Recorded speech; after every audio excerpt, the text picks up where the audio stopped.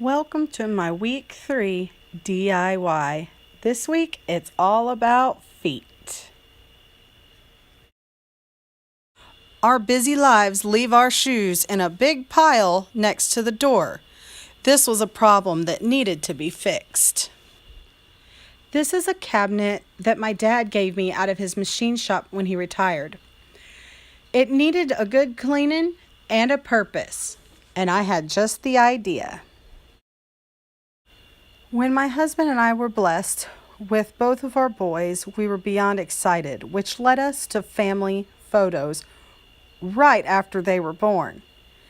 These are some of my favorite photos, and they needed to be showcased. And so it began. I taped off the cabinet, protected my floors, removed the hardware, and painted the cabinet in this black chalk paint that I had on hand. After the paint dried, I coated the back of the pictures with this Mod Podge that I had left over from another project. I found that the foam brushes worked best. Then one by one, I placed them on the cabinet, placed clear plastic over them, and used my driver's license to squeegee out all of the air bubbles. After I adhered the pictures to the cabinet, I began to do detailing around the edges, using some leftover flat silver chalk paint that I had. Then I taped off all the pictures and created a frame using the flat silver paint.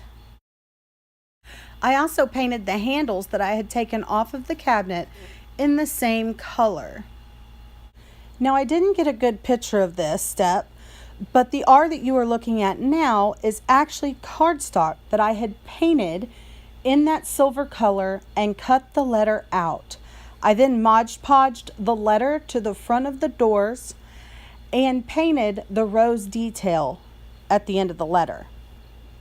After the letter and detailing were done, I sprayed a coat of this acrylic sealer matte finish on top of the pictures so that the color would not run when I put the final coat of Mod Podge over the top.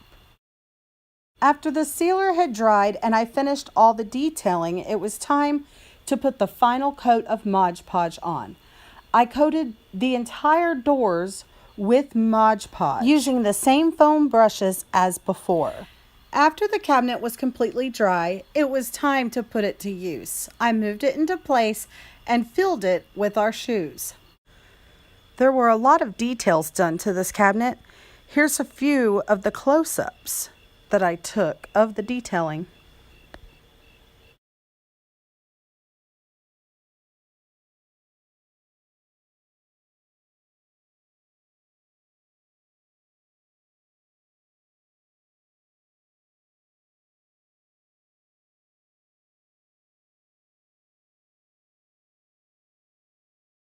I was really nervous at the beginning of this week.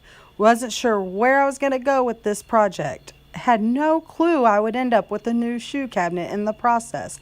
But I love it, and I hope you enjoyed it just as much. Thanks for watching.